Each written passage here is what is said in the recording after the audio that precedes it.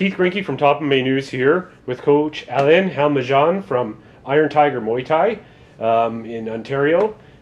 Thanks for your time, Alin. Thank you, my pleasure. So, before we get started with your team at Iron Tiger Muay Thai, let's talk a little about yourself. You know, how did you get involved with the sport, and how did you end up in Canada? Well, I started when I was about 12, 13. I started with Muay Thai kickboxing, and I was just a kid, you know, growing up in a neighborhood, and you know, just want to learn how to defend myself. I started training at one of the best gyms in Romania at the time. We had produced a lot of champions, and I fell in love with the sport, with the challenge of competing. I was lucky to have one of the best coaches. For me, it's the man that changed my life and teach me how to love the contact sports and fall in love with it, and I'm still doing it today. So, how did you end up from Romania into Canada? Like every immigrant, a better life. Canada is the greatest country in the world, and I'm blessed to be here. And I want to have a family. And 11 years ago, actually, I took the decision to move to Canada. I moved here, and shortly after I moved here, I was training myself. Other people see me train; they want to learn my way of training. They want to learn Thai boxing from me, and I never expect to be a coach. I just did it because I love it, and people start learning from me, and I start teaching a bunch of good guys. About 10 years ago. Yeah, and talk about good guys. Yeah, like we see you in the UFC with Claude Patrick. William Romero was in Bellator a couple times. Josh Hill is one of the top-ranked bantamweights in Canada, and Lyndon Whitlock's coming right up there. So let's talk about each one of these.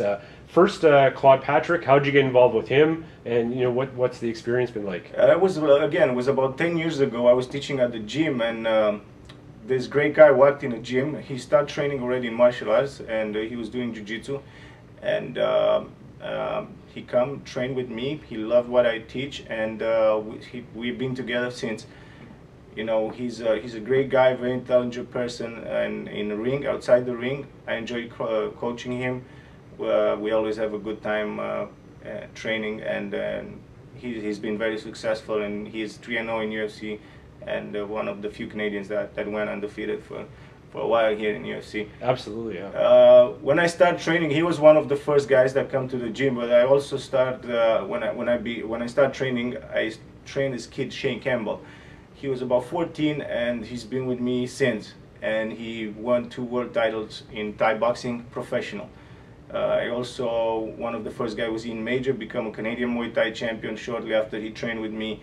Mukai Maromo, he was one of the first guys. Dennis Purik, they still around me, they still with me. I'm very proud of them.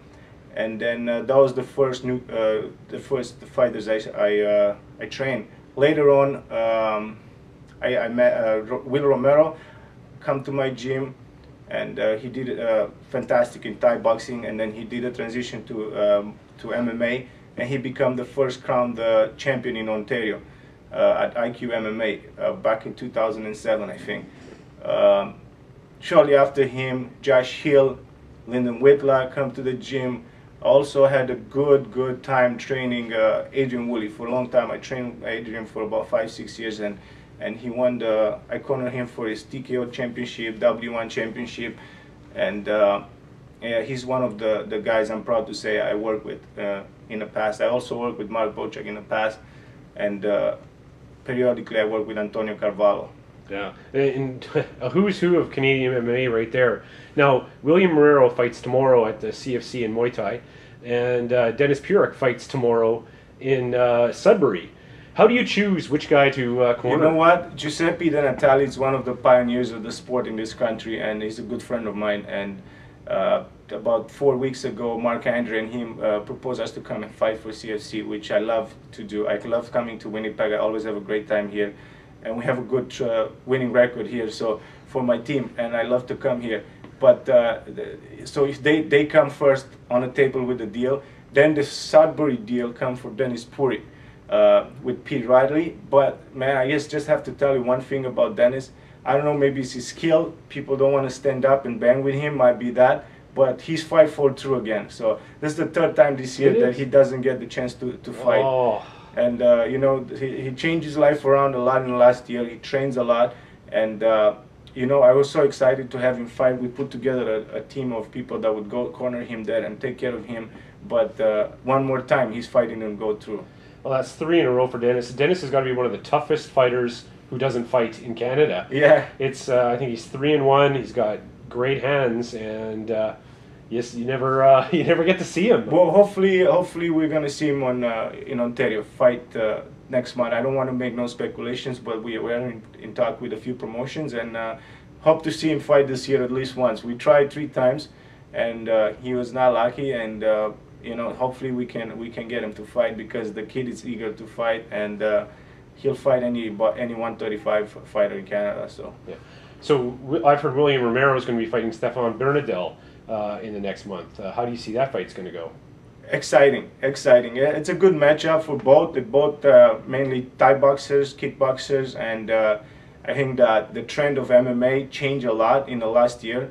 If you watch the top promotions in the world, they always they want to have the strikers fight, because the people enjoy to see it, and I think understand better when people throw fists at each other, and that fight is going to be great for TV. It's going to be great for the fans, and Stefan Bernadel comes from a good camp, and you know, I think that's a great matchup for Romero, and it'll be a good fight. You know, wherever the result is going to be, I think it's going to be a good fight for the fans. Oh, great fight for the fans. That should be one to watch. Josh Hill, as I said, one of the best in the country at his weight. What's next for Josh? Big things. Oh. Big things. Big things for Josh Hill.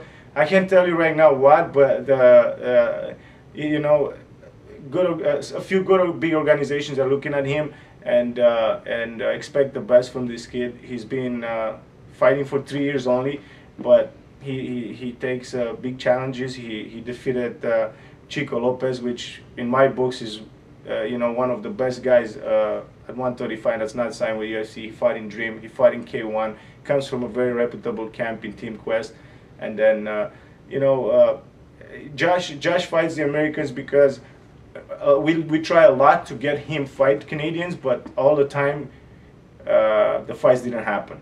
For sometimes, you know, I don't know why, but you know, I don't want to make no speculation. I have all the respect for all the fighters in Canada, and but for Josh Hill, I'm just telling you right now that he fought 7 times.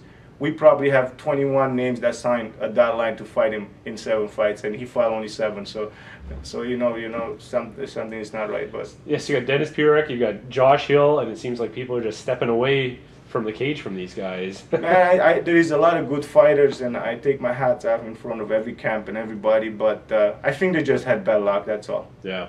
And how about Lyndon Whitlock? Can you say what he's up to next? And what do you think of this boy? Lyndon Whitlock, you know, is a complete fighter. He can go on the ground and do great things there, and he can bang. As you can see, his last 2 fights were TKOs, and so again, he's gonna fight again in Ontario. This will be his 5th fight this year, 4th in Ontario. He's undefeated in Ontario, and I'm looking forward to see him grow in the sport. I mean, he's training hard. He's doing the right things. He's a very smart guy, and just a pleasure working with him. Yeah, and he's looked really good since his loss to Bourgeois in the Maritimes. Yeah, it was a good lesson for him. I mean, it's like life. We learn from our defeats, and it makes us stronger. And every time you go down, you want to get back stronger, and that's our philosophy. And you know, you can win them all. And he's doing the right things. He's come with 3 wins after his loss, so I'm proud of him for sure. Yeah. So you know, by the rundown of fighters we just had, you can just tell Iron Tiger Muay Thai is just, you know, one of the best in Canada. And you know, all congratulations to you for building it up like that. I don't know if you have any sponsors you'd like to thank, and if you want to let us know of anybody, you know, coming up the ranks at Iron Tiger Muay Thai. Man, I can see. We have every year we have a new rising guy, and I'm just excited to have. I have so many guys coming through the ranks right now. Sean Levac, one of our light heavyweight, is fighting next month in Montreal for Instinct MMA with Stefan Batry coming back in the business. I'm very happy that he's back promoting, because he did great things in the past for the MMA in Canada, and he's back now. So I'm very happy to be part of his event with Sean Levac. Then we have a guy that's going to make waves in MMA in Canada. After his first fight, I'm gonna let you know who he is, because I don't want people to, you know, to run away from him. To run away from him. But this guy is gonna make waves. I'm also excited to have back Jordan Javel. He's gonna be back. He's 2-1 on one of the veterans of MMA from the early days, but he's coming back to fight, and we hope to have him fight in October as well in Ontario. We have so many guys, so many young kids coming through the ranks and coming up and fighting, and I'm excited. I'm a lucky man to do what I love still at my age and make a living with it. I'm blessed. I want to thank everybody that supported me from the day I stepped my foot in this country. I want to thank God for blessing me with you know, my gift, and I want to thank. Actually, I have a special man to thank. His name is Kenny Hill. I'm doing what I'm doing, and I get better at it because he gave me a chance, and I want to thank him for that. And then if I have to thank to everybody, man, the list is huge. The Fight Network, The Score, Top Out Training Center, Profit MMA, Debbie Watson, Profit Health Club. Profit Health Club. They are my #1 supporter, and everybody that has an influence in my journey here in this country and the sport. Oh, that's great. Thank you for your time, Coach Alin. Iron Tiger Muay Thai, obviously one of the best in Canada, and a lot of great covers coming out of there. Always Thanks my for your pleasure. time. Always my pleasure.